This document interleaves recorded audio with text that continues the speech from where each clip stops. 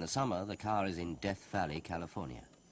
The temperature is up around 50 degrees Celsius, 122 degrees Fahrenheit. The main thing here is to test the climate unit, but also how fabrics, materials, gasoline and other liquids react to extreme heat.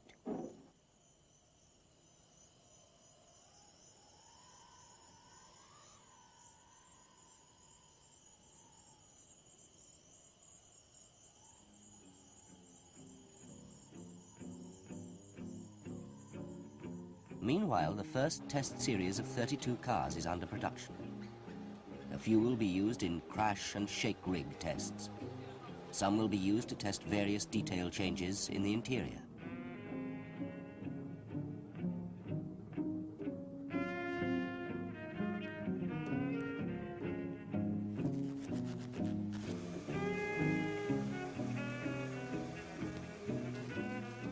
Now it's time to start preparations for marketing. The first pictures of the new car are taken, but still it's top secret.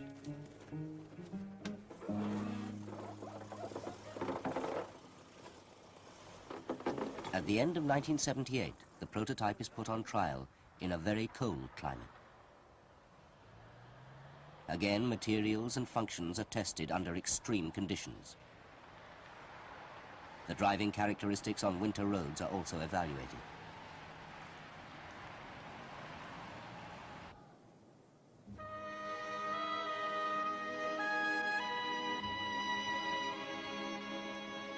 The car has new trials in Death Valley, the German Autobahn, Australia and the Italian Alps. Mile after mile is eaten up in function trials, giving more and more experience.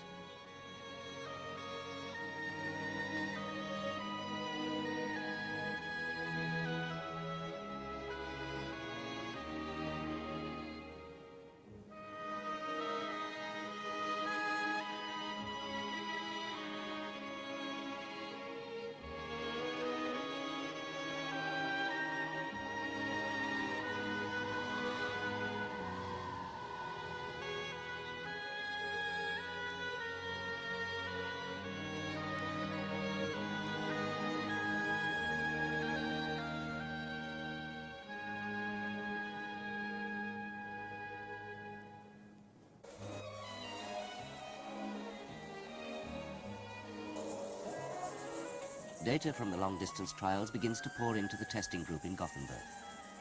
Many parts of the new car have already been tested for years, built into other Volvo cars. Crash safety has entered a decisive phase. Components have been tested in simulated crash and strength tests, but now it's November 1978 and time for the first complete car from the test series to hit the wall.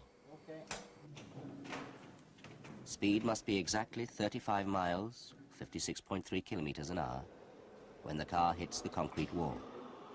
That's 5 miles more than most other car manufacturers use. 5, 4, 3. Rune Almqvist is head of the Crash Safety Center and one of the first to comment on the wreck. As far as I can see, it corresponds to our expectations. It will be a few days until all the measurements from the car and the dummies are evaluated, but it looks good.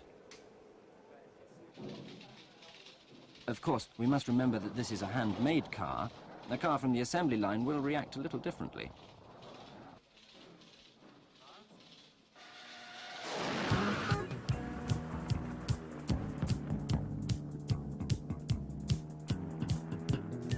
Dynamic safety. This was a basic philosophy behind the new Volvo and one of the major prerequisites right from the start. One of the men behind the idea was Kurt Nielsen. Obviously, the car must prevent serious injury to all passengers in the case of an accident. Thanks to driving characteristics, chassis balance, brakes, steering and road holding, the driver has total control of the car in all situations. The car must never surprise the driver, because then it's a dangerous car, no matter how crash-proof it is.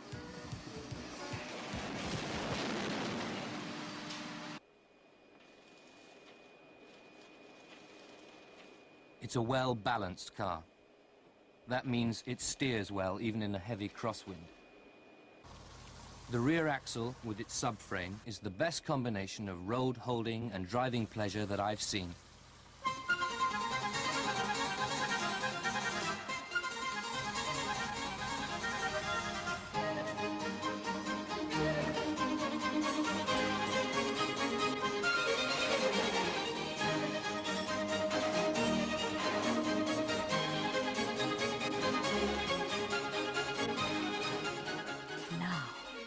I can manage by myself.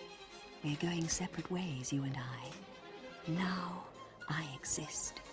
Now I'm alive. Everything that had to be done has been done. October 1981.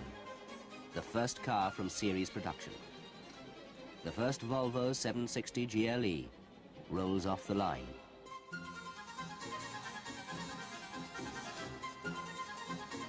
A little nervous, perhaps. There are 4 months to go before the car is introduced, but I'm convinced this is the best car we can make. Perhaps the best car that can be made at all, if you take into account everything we can do, want to do, and hope for.